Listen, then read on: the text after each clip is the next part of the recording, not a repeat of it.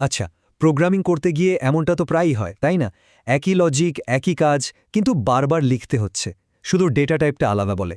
কি হতো যদি এমন একটা ম্যাজিক থাকতো যেখানে কোড লিখবেন একবার আর সেটা কাজ করবে সব ধরনের ডেটার জন্য? হ্যাঁ, আজ আমরা C++-এর ঠিক এমনই একটা পাওয়ারফুল ফিচার নিয়ে কথা বলবো, যার নাম টেমপ্লেট। তো আজকের আলোচনায় আমরা কি দেখব?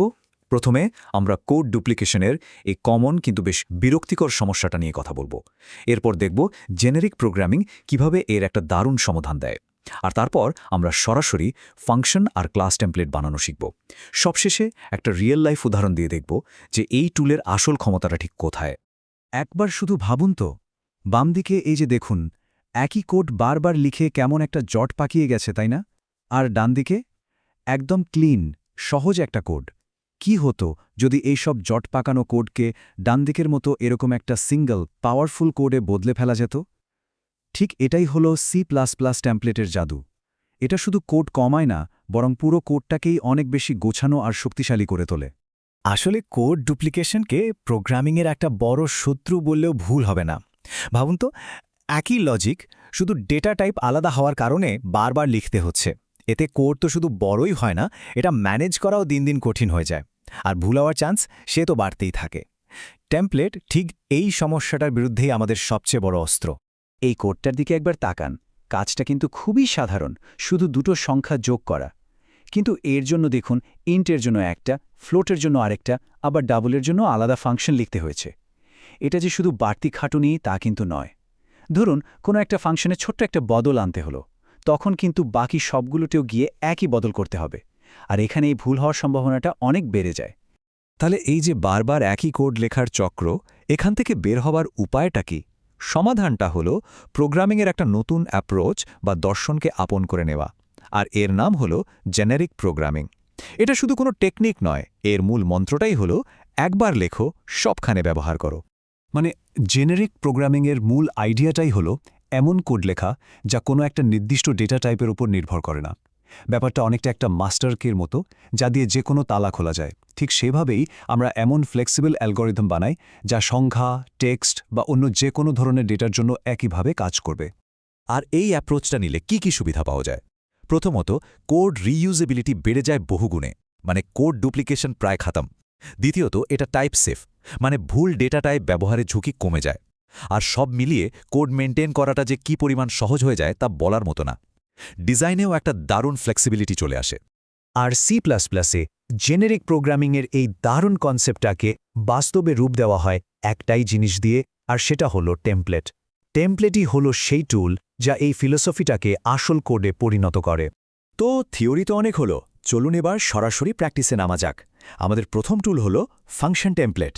চলুন দেখি এটা ব্যবহার করে কিভাবে আমরা আমাদের সাধারণ ফাংশনগুলোকে একদম ইউনিভার্সাল বা সর্বজনীন বানিয়ে ফেলতে পারি। এর সিনট্যাক্সটা দেখুন, একদম সহজ। টেমপ্লেট ক্লাস টি, এই লাইনটাই হলো আসল খেলোয়াড়। এখানে এই যে টি দেখছেন, এটা আসলে একটা প্লেস হোল্ডার, মানে এটা নিজে কোনো ডেটা টাইপ না, কিন্তু এর জায়গায় যে কোনো ডেটা টাইপ এসে বসতে পারে। যখন আমরা কোডটা কম্পাইল করি, কম্পাইলার নিজে থেকেই বুঝে নেয় যে টি এর জায়গায় ইন্ট বসবে নাকি ফ্লোট নাকি অন্য কিছু। এই অ্যাড ফাংশনটার দিকে তাকান।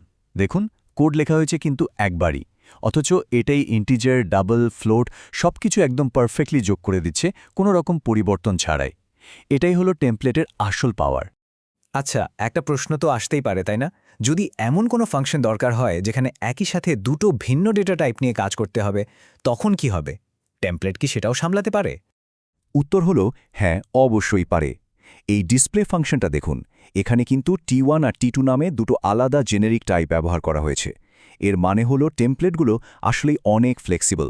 আপনি চাইলেই একই ফাংশনে একটা ইন্টিজার আর একটা ডাবল, কিংবা একটা স্ট্রিং আর একটা ক্যারেক্টার সবকিছু একসাথেই পাস করতে পারবেন। তো আমরা দেখলাম কিভাবে ফাংশনকে জেনেরিক বানানো যায়। চলুন এবার আরেক ধাপ এগোনো যাক। একই কনসেপ্ট ব্যবহার করে শুধু ফাংশন নয়, বরং পুরো একটা ক্লাস বা ডেটা স্ট্রাকচারকেই কিভাবে ফ্লেক্সিবল ব্লুপ্রিন্টে পরিণত করা যায়, সেটাই এখন আমরা দেখব। ক্লাস টেমপ্লেটের সিনট্যাক্সটাও কিন্তু ফাংশন টেমপ্লেটের মতোই বেশ পরিচিত। এখানেও সেই টেমপ্লেট ক্লাস টি লাইনটাই ব্যবহার করা হয়।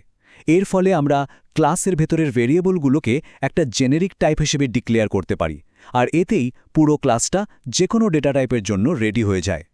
এই বক্স ক্লাসের উদাহরণটা দেখুন, এটা কিন্তু ক্লাস টেমপ্লেটের ক্ষমতাটা দারুণভাবে দেখিয়ে দেয়।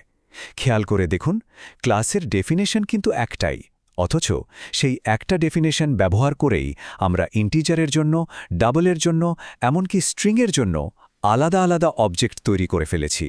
মানে ব্লুপ্রিন্ট একটা, কিন্তু তা দিয়ে তৈরি হচ্ছে বিভিন্ন ধরনের জিনিস। আর এই পেয়ার ক্লাসটা আমাদের আবারও মনে করিয়ে দিচ্ছে যে ঠিক ফাংশনের মতোই ক্লাসগুলোকেও আমরা একাধিক টাইপ প্যারামিটার দিয়ে তৈরি করতে পারি, আর এটা আমাদের আরও অনেক জটিল আর পাওয়ারফুল ডেটা স্ট্রাকচার বানানোর সুযোগ করে দেয়। আচ্ছা, থিওরি আর ছোটখাটো উদাহরণ তো অনেক দেখলাম। এবার সময় এসেছে যা কিছু শিখলাম সবগুলোকে একসাথে করে একটা সত্যিকারের ডেটা স্ট্রাকচারে কাজে লাগানোর। চলুন এবার দেখি একটা জেনেরিক স্ট্যাক বানানোর সময় টেমপ্লেট তার আসল জাদুটা কিভাবে দেখায়। আমাদের এই ফাইনাল এক্সাম্পলে আমরা দেখব কিভাবে একটা জেনেরিক ক্লাস ব্যবহার করে খুব ফ্লেক্সিবল একটা স্ট্যাক ডেটা স্ট্রাকচার বানানো যায়। স্ক্রিনে যে কোডটা দেখতে পাচ্ছেন এটা একটা কমপ্লিট প্রোগ্রাম, যেটা একটা স্ট্যাকের বিভিন্ন অপারেশন করে দেখাবে। চলুন কোডটা ধাপে ধাপে দেখি কি করছে। প্রথমে st1 নামে একটা ইন্টিজারের স্ট্যাক বানানো হলো, আর তাতে 4টা ভ্যালু পুশ করা হলো। এরপর একটা ভ্যালু পপ করে বের করে নেওয়া হলো। তারপর st2 নামে আরেকটা স্ট্যাক বানিয়ে তাতেও কিছু ভ্যালু রাখা হলো, আর ফাইনালি সোয়াপ ফাংশনটা কল করে দুটো স্ট্যাকের ভেতরের সব ডেটা একে অপরের সাথে অদলবদল করে দেওয়া হলো। আর এই যে দেখুন আউটপুটটা, এটাই তো আসল প্রমাণ। প্রতিটা লাইন একদম পরিষ্কারভাবে দেখাচ্ছে যে আমাদের জেনেরিক স্ট্যাকটা প্রত্যেকটা কাজ পুশ, পপ, সোয়াপ একদম ঠিকঠাকভাবে করেছে। এটাই হলো টেমপ্লেটের প্র্যাকটিক্যাল পাওয়ার, যখন থিওরি বাস্তবে পরিণত হয়। তাহলে পুরো আলোচনা থেকে আমরা কি শিখলাম? এটাই যে টেমপ্লেট শুধু কোড কমানোর কোনো ট্রিক নয়, এটা আসলে একটা সীমাবদ্ধতাকে শক্তিতে পরিণত করার উপায়। এটা প্রোগ্রামারদের এমন কোড লেখার স্বাধীনতা দেয় যা যে কোনো ডেটা টাইপের জন্য কাজ করতে পারে।